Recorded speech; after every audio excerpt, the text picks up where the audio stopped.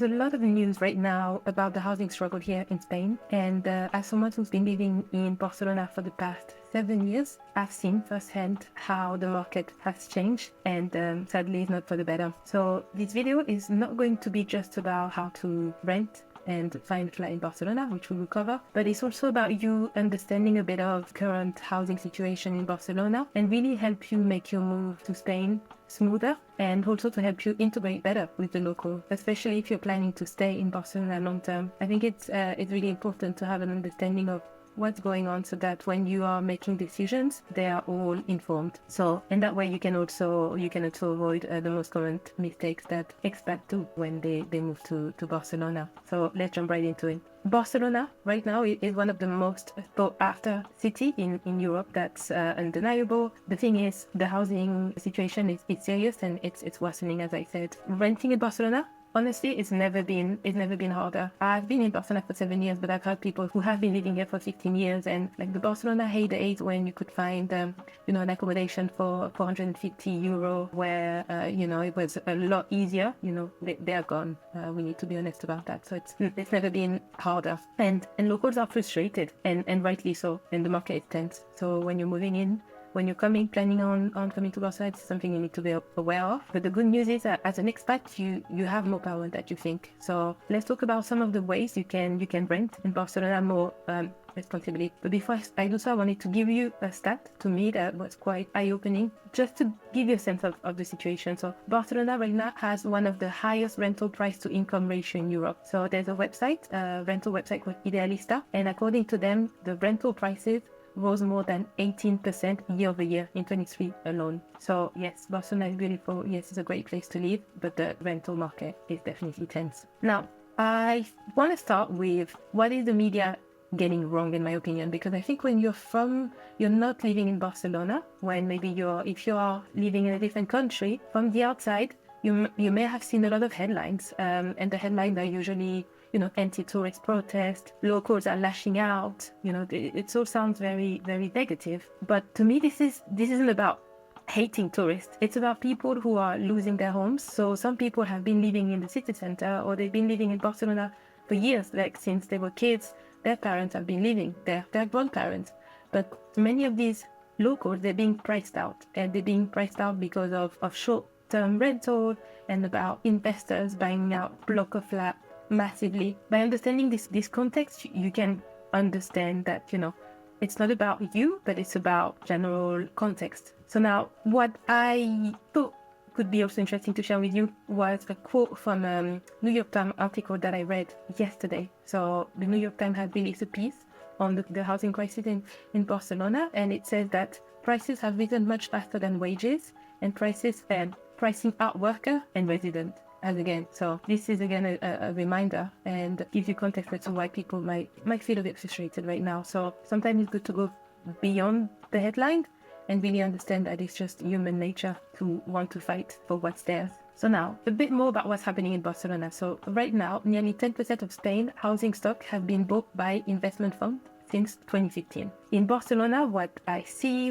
is happening is that entire buildings are being turned into tourist rental. And actually in the past 10 years, the city has lost more than 50,000 residents from the center. Again, in this New York Times article, they added a quote from a tenant, from an advocate, who says that apartments have become an asset, not homes. Having said that, now that I've set the scene, there's still a way to rent in Barcelona ethically.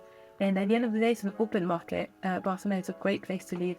And if you're considering to move to Barcelona long term, I mean, it makes sense. It makes sense. You've got the sun. Perhaps it's cheaper than where you're currently living right now. So you shouldn't be scared about what I said. You should just be aware. You shouldn't come blissfully unaware of the situation, and perhaps then get disappointed. This is to bring some awareness. But today we're going to now share 4 ethical steps that you can take to rent in Barcelona. So I think they're practical, and they will really help you. First one, I touched on this a bit earlier, but there's a big issue with short-term rent. So if you're planning on staying in Barcelona for long term, if you're thinking, okay, I want to stay here for a couple of years, you're coming on a non-lucrative visa, on a digital nomad visa, just go for a long-term rental. I mean, it makes sense. It's better to avoid Airbnb and also illegal tourist apartments. So To do so, you can go to websites like Idealista, Fotocasa, Habitaclia, Spot a Home, all these websites, they offer you long-term rental. And make sure that when you're doing your research, you look for year-long contracts. So they call it vivienda habitual. So make sure you're looking for that. Those are, the best way to integrate. And again, not adding to kind of like Airbnb short-term flats that are overpriced. So this is an important one. And in addition to that, now short-term listing contribute directly to housing scarcity. So, and it often violates local rental regulations. So it's something that you need to bear in mind. And actually, according to the city council, more than 9,000 illegal tourist apartments were shut down between 2016 and 2023. So the Spanish government is cracking down on this. So you want to be mindful about that when you're looking for rental. Another thing that you can do that's also in your power is to verify the lease that you are entering into is legal.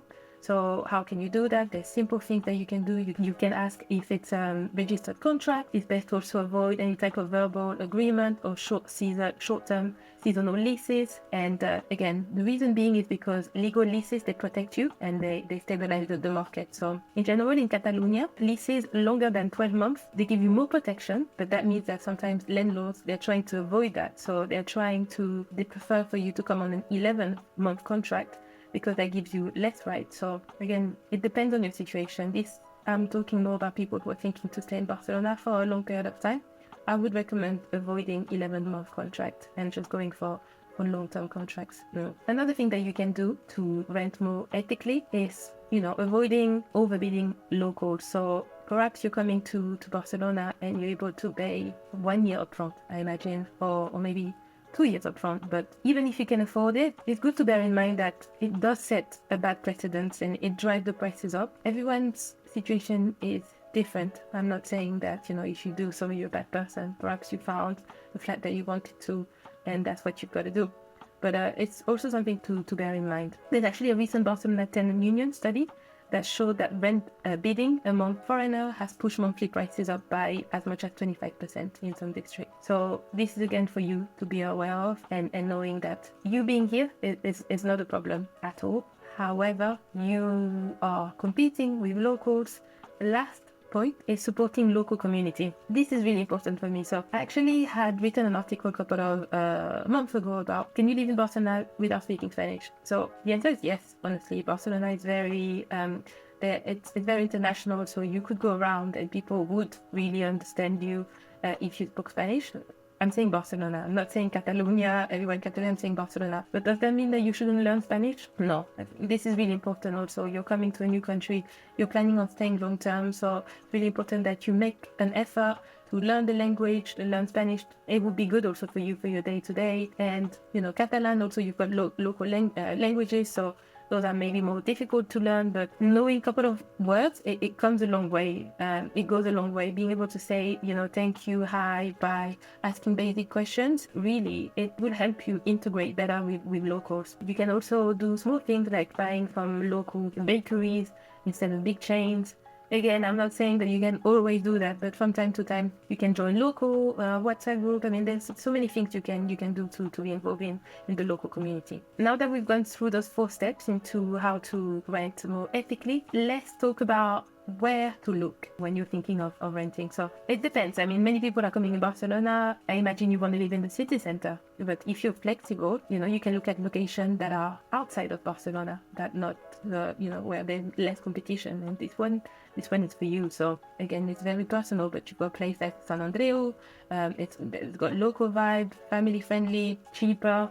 You've got Pueblo Seco, so it's still central, it's still authentic, but maybe not as centric. Places like Hospitalet, it's outside of Barcelona, but it's really affordable, has good metro connection, got Badalona, got the access to the beach, quiet to pay. So look outside of Barcelona, because some neighborhoods, so this again to quote the New York Times, they were saying that some neighborhoods have been transformed almost entirely by digital nomad, and it's true. Again, part of having an open market, and I can see that when I walk around in Barcelona, I can hear a lot of English, a lot of French. It's great, but have an open mind. Look outside of Barcelona also and see if you can find something that fits you. On to the more practical side of things. So what do you need to rent in Barcelona? So before flat hunting, It's really important to have all your documents ready. So, and you can have also a digital version that you can send out this information to the landlord once you find a place. So you need your NIE or a proof of application. You need a passport. You need a proof of income. Usually you also need a deposit. Sometimes you need references. So be ready. When I got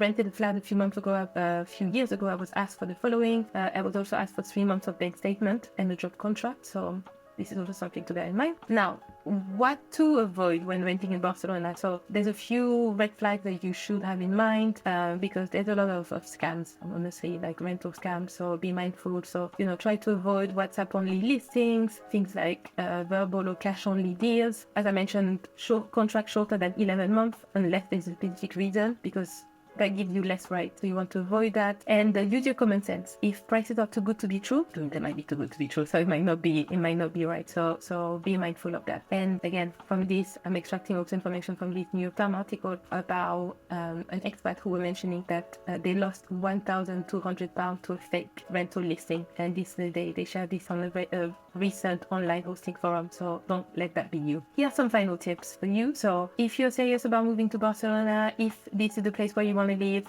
great, but you need to start looking early. So what I mean by looking early, so not too early either, because you might find a place that you like and there's no point renting it because it's available now and you're not moving until next year. So start looking perhaps between 4 to 6 weeks early. I would recommend using Spanish language filter, not just in English. That will give you an advantage. You can also look at Catalan language filter to look at listings. You need to be patient, you need to be proactive, and once you find the place that you want, make sure that you ask smart questions, things like AC, making sure that the place where you're going to live has AC.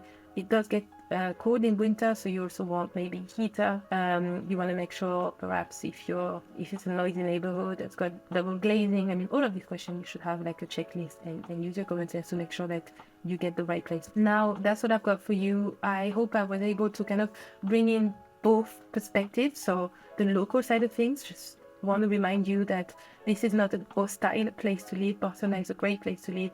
I've been here for 7 years and I feel like that Barcelona has become home to me. And because of this, I am also aware of what's happening. I'm aware and I understand the frustration. I understand why people are protesting. There's a big, for example, there's a big protest this weekend because people are sick and tired of being priced out. And I want to remind you that you are not the problem, but you have more power than you think when you're coming here. So hopefully you enjoyed this video. If you did, make sure to follow me for more tips on life, travel, and moving to Spain.